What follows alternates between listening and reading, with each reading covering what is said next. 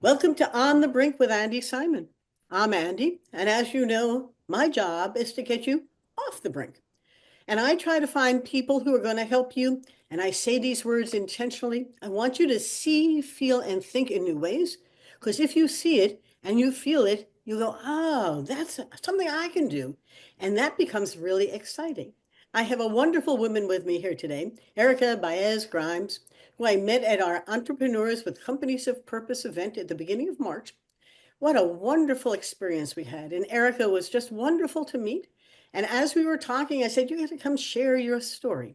Let me give you the short version of her story. But as you're thinking about it, think as an anthropologist. What are you observing?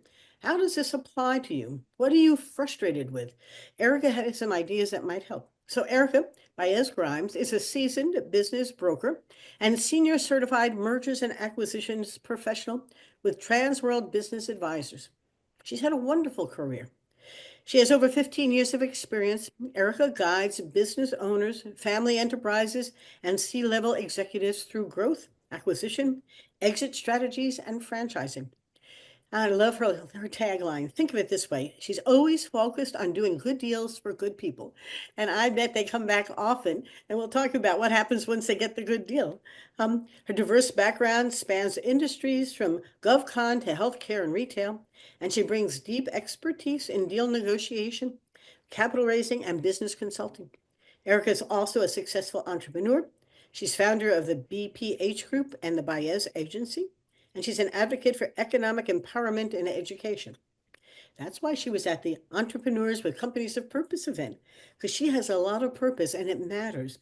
She's a proud first generation Latin American. Erika lives in Virginia with her family, and she actively serves as a council member for Latinas in Cyber and a member of several business leadership organizations. Erika, what a pleasure to have you here today. Thank you. Thank you, Andrea, for having me. I'm really excited to be here with you today.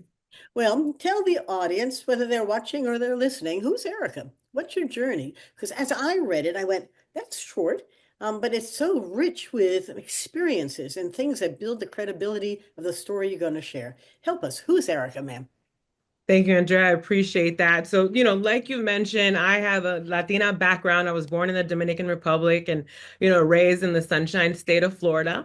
My grandfather came to the United States in hope of the American dreams, right? Just coming here, planting some roots and opening business. I remember being in fourth grade and waking up in the morning and putting all the petty cash into the cash drawers for all the different businesses that he owned. And I was always a part of that business ecosystem. Very early on, he had some fashion boutiques. And I remember during the summertime going to Miami and watching the fashion shows with my grandfather and my mother, picking out what fashions were going to be coming up during the next season. And just again, being a part of that ecosystem, from running the store and, hanging up all the clothes that would come into the merchandise to, greeting the people that would come into Church Street downtown Orlando. So, being a really young child, having access to the world of business was always very inspiring for me.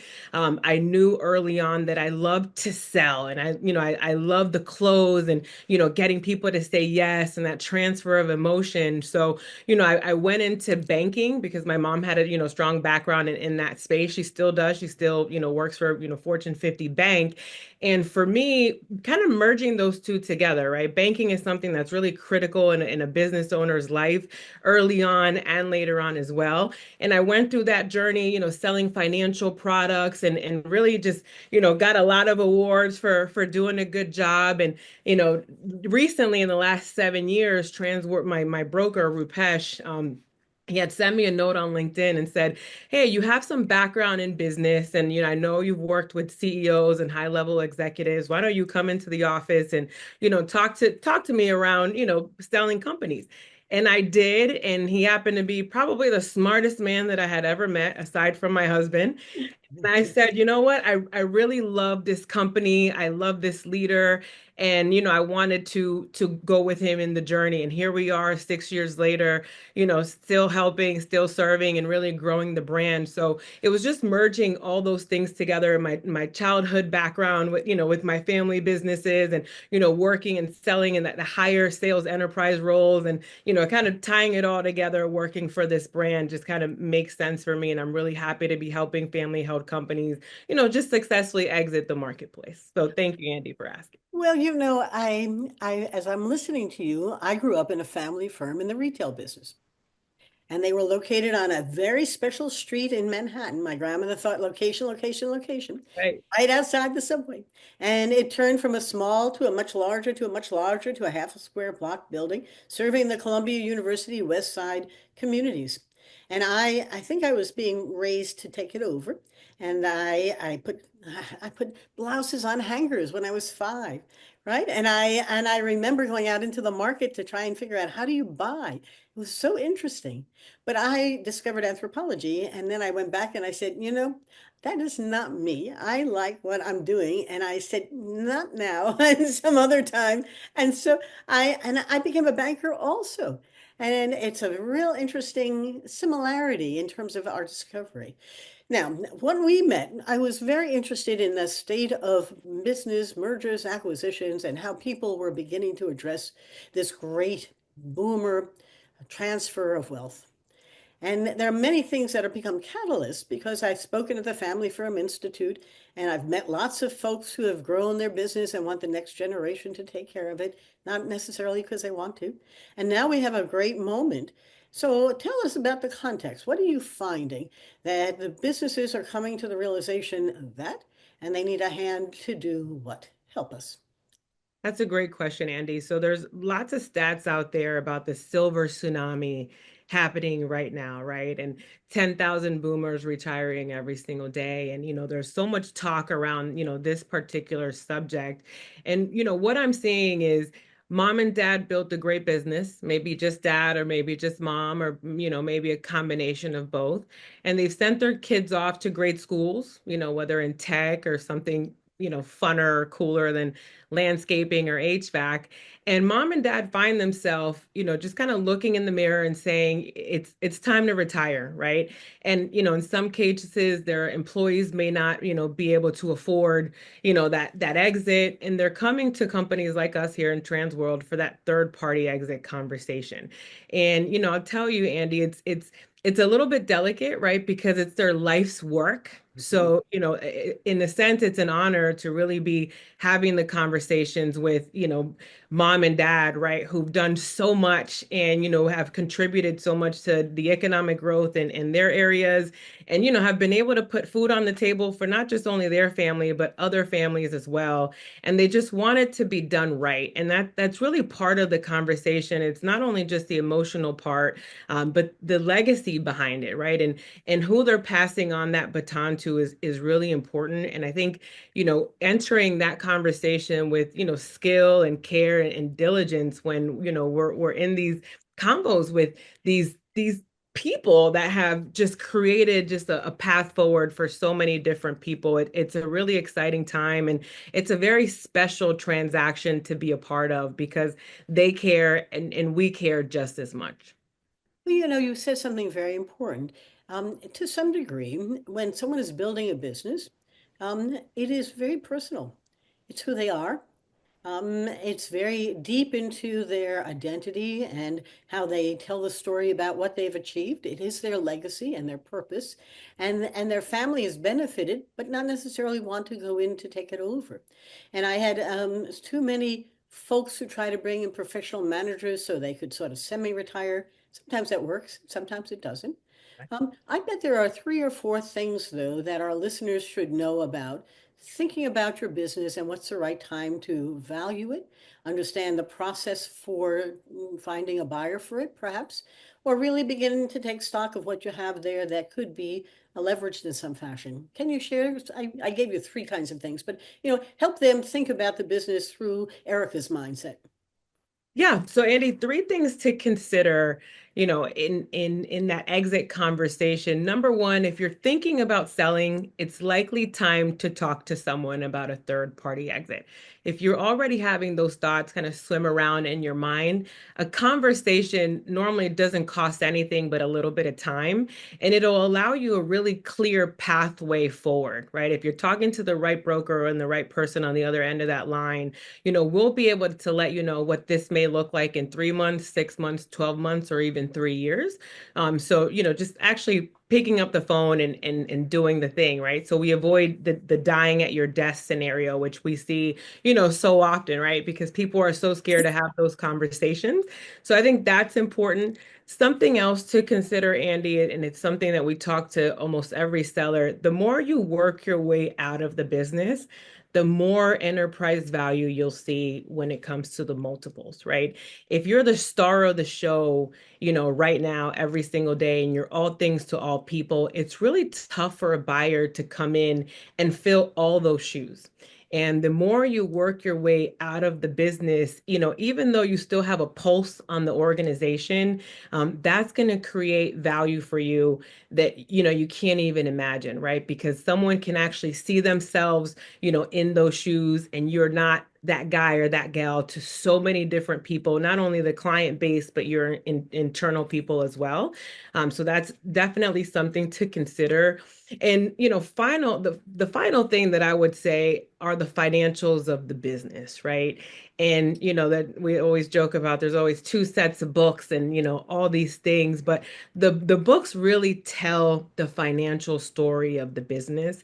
And if you're a company, let's say with top line revenue 10 million and below, a lot of the times a buyer is going to be looking for some type of SBA loan or funds to be able to make that acquisition.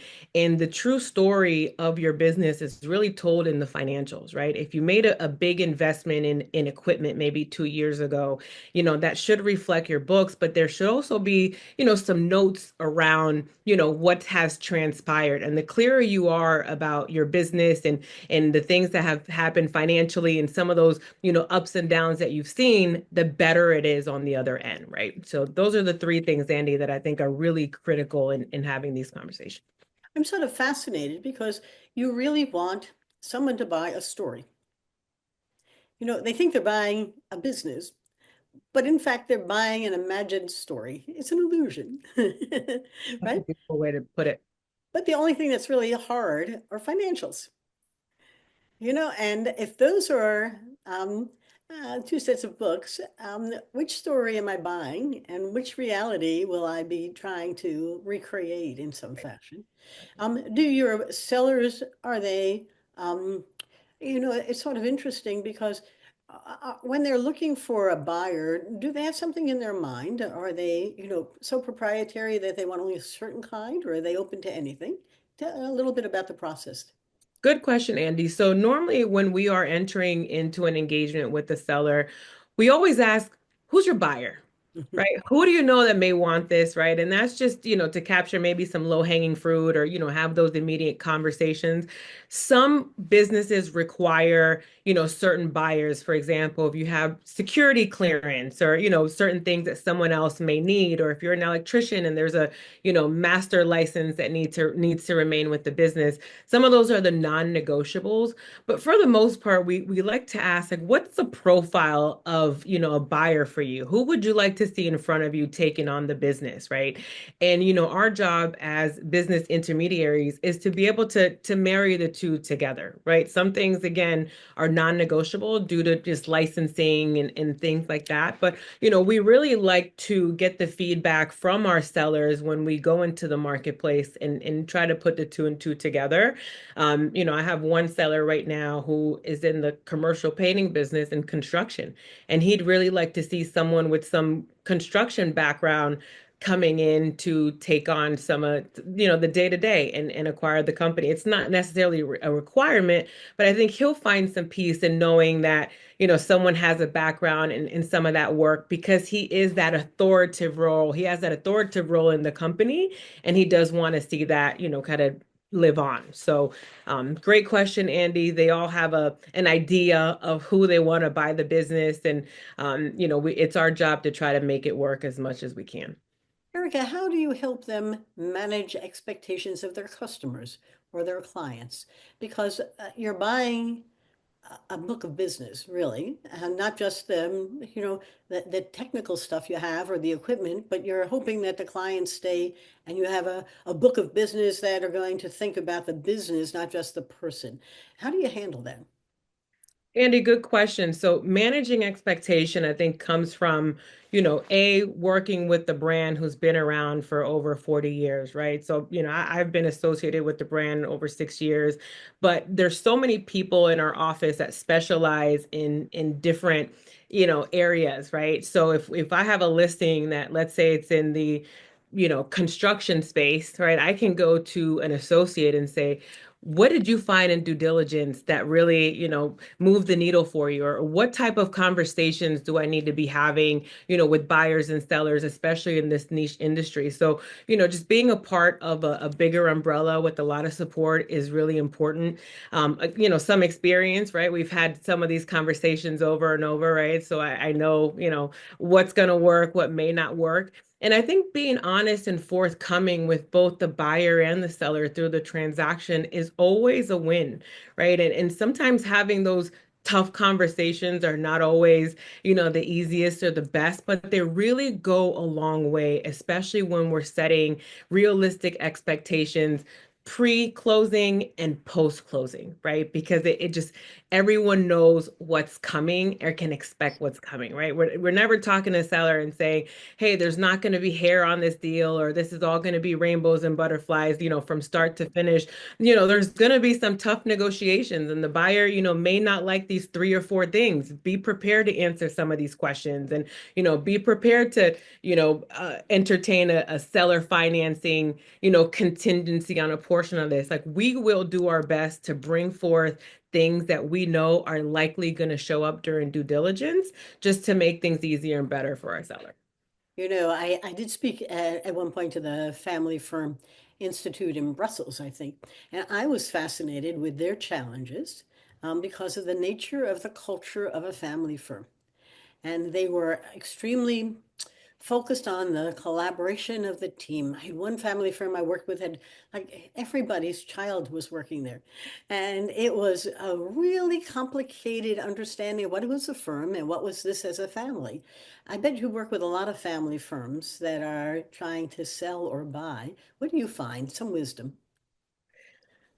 So, Andy, you're right. Everyone has a structure in their business, right? And to some owners, those employees are family, Ah, that's right? right.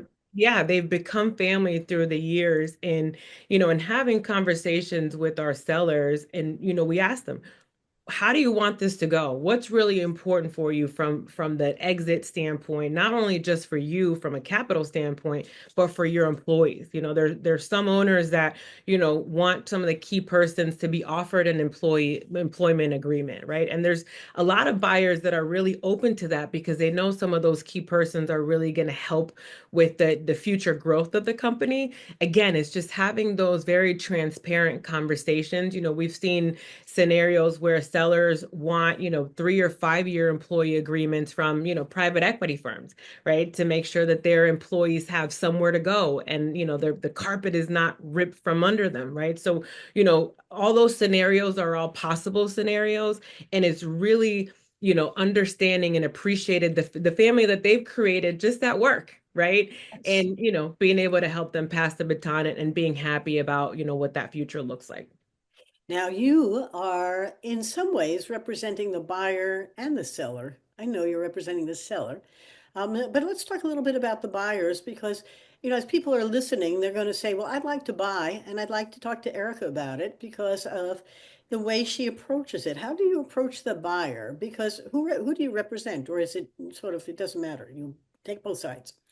Yeah, so you're right, Andy. Traditionally, I represent sellers, right, when they're ready to exit, but there's a lot of communication that goes on between the buyer and I, right? Because I'm the face of the seller to the buyer. And I think, just last week, I closed a small transaction here locally. It was a organization business, small organization business. And I loved the buyer from start to finish, from, him sending me an email, letting me know that he was interested in the company. He was very forthcoming around the intention. He sent over, his proof of funds. He sent over his credit report. He sent over a resume showing the background in a very similar business.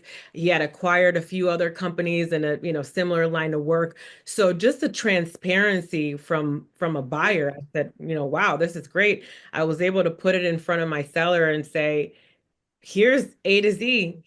Do you want to talk to this person? And it really left her with no question. He was just ready, right? He stayed on top of everything from start to finish. He asked all the right questions. So I think, if you're looking to, enter the marketplace on the buy side, being forthcoming and transparent around your intentions in an acquisition is super duper important, whether you're working with me or another buy side agent, because the more we know about what you're looking to accomplish, the more we can help you. So that transparency and communication is huge.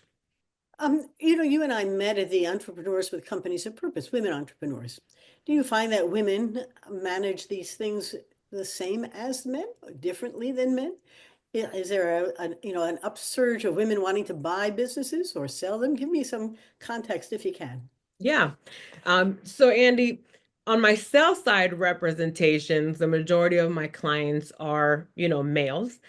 And I am seeing a lot of women interested in the conversation, the ETA, right? It's the acquisition conversation is now a little bit more relevant than it was maybe 5 years ago, because there's, a lot of people realizing that they can buy something that's already turnkey, that's already existing. And I think as women, it's very exciting to start something and build something and create something, because we have that muscle. But we're also smart business people as well. And so I am starting to have more conversations with women looking to do, roll up their sleeves and do the male role, or, play the man's part here. So yes, to answer your question, there are a lot more women just considering this, moving forward on the buy side roles for sure. And do the sellers think well of them, or is there, you don't have to answer that. I mean, maybe they do, maybe they don't. I was thinking about a situation that I was familiar with, but it's not terribly important. But yes, are they open to it? They are, right? Because, for the sellers that I'm working with, right? And I'll say some are a lot more difficult than others, but, for them, it's all about the legacy and the continuity of the business, right? And if a woman comes in and shows that she, has some background, or, has good intention for the business, is able to close, understands, the legacy side of things, it hasn't been something that has hindered anything moving forward for me, and again, it's part of that conversation that we have with our sellers, like, who's your ideal client? Are you okay with this? If someone doesn't have a master electrician license, are you willing to stay on for a period? We're talking through so many different scenarios. If a woman comes in and wants to be able to acquire the business, are you okay with that? What are your thoughts?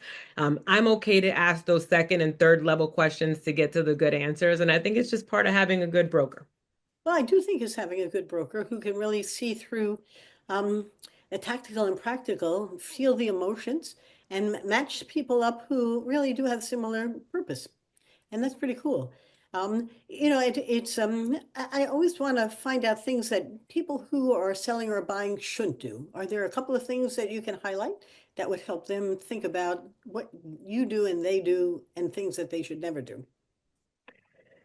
Yeah, I would say if you're buying on the buy side, something that you should avoid is having conversations early. I think, going to a bank and maybe getting a pre-approval is important, not jumping the fence, right? Don't start engaging with sellers when, you're not even ready, or you don't have any, background in something.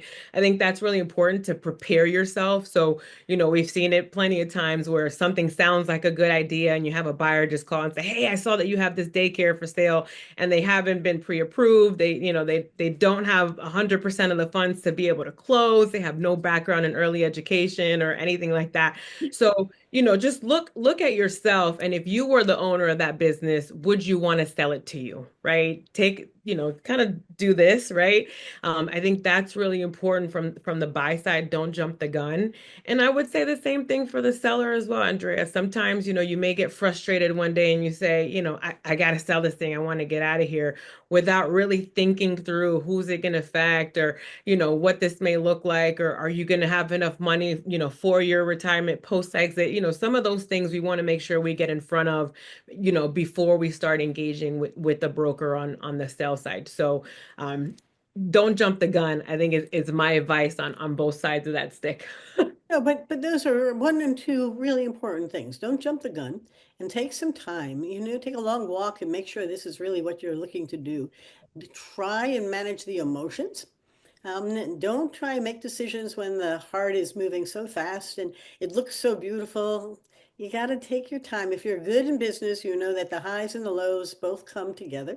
And it's important to really, take a little time, step away and think whether it's the right thing for you.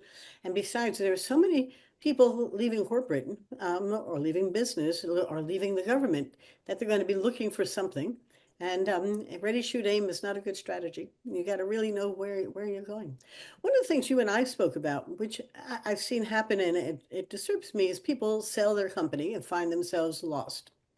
Or they leave a career that they've spent their whole life and they retire and they're lost.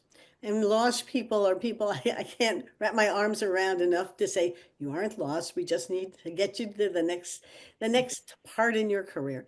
What do you see happening so we can sort of sound a little bit of the alarm of how do you prepare for what happens next? So, Andy, here's where a person like you is really critical in engaging with people who are even considering an exit, right? Because part of the fear in selling your business is what's next. I Mhm. can't tell you how many times a seller has said, I don't know what I'm going to do. I've been doing this for X number of Yes. years, right? And that thought creates a potential limiting belief that you may or may not be able to overcome.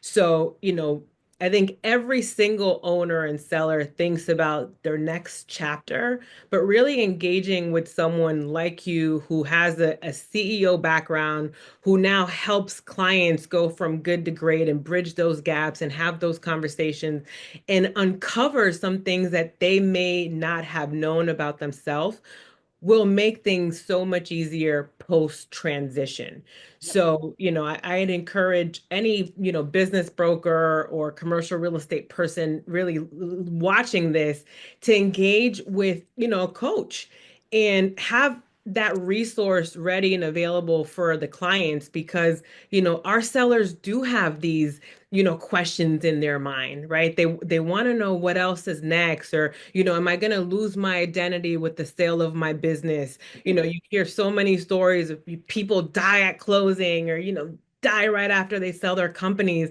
And, I don't know how realistic it is day to day, but I think a lot of those emotions could be helped by engaging with someone like you, Andi, who supports CEOs and high level executives through transitionary periods. Well, and thank you for saying that. This is not an advertorial for us, but in some ways, you're absolutely right. Remember, the thing about humans is that you have a habit, and that's where you're most comfortable. And your everyday is a habit, and you've gone through this habit for many years. It's well honed, and it feels not just like your identity, but it's who you are. It's how do you approach life. Then all of a sudden, it stops for whatever the catalyst is, and then without something to build new habits you wander around trying to figure out what do I do next. Now, I have a friend who retired and he's having a marvelous time, but he planned. And we've had many lunches where we talk about his plans and there so he's traveling, but he's also doing this and he's helping with that and he's got enough so that every day he wakes up with purpose. But for many people, they wake up with nothing. And I've Right. met too many of them who find that they can't cook and their wife doesn't want to make breakfast, lunch, and dinner with them. And they can't sit around watching TV. And it's like, but I have an empty vacuum here that I haven't planned for. But you can plan. And it just requires sometimes a little hand so that you're not talking to yourself. Sometimes it's better to talk to a coach And it's interesting because you think of Erica as a solution to a problem that generates the next interesting solution to the problem without a lot of expertise there. You haven't really had to think about the next stage in your career. And it is the next stage in a very rich life. You brought so much to life. So it's really cool stuff. I think we're probably ready to say goodbye, not because I am not enjoying it, but I also think that, we take about a half hour of our listeners' time and then they all want more, which we can always do.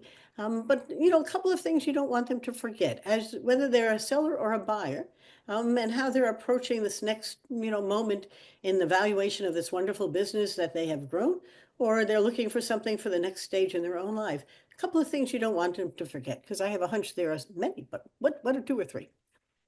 Yeah, so Andy, I would say one thing I don't want buyers and sellers to forget is that there's always resources to help support you at any level, right? Whether it's just beginning a conversation around, an exit, or you've had your business evaluated and you want to know, which way to go, or, just figuring out what life may look like post-exit before really entering into, that conversation. There are resources available for every seller at every stage. So, don't be afraid to reach out and ask for help, and, ask for a 15-minute or 30-minute conversation with an expert. And we're happy to, have those conversations and point you into the right direction. That's great. And if they want to reach you, is there a website that's the best place to do it?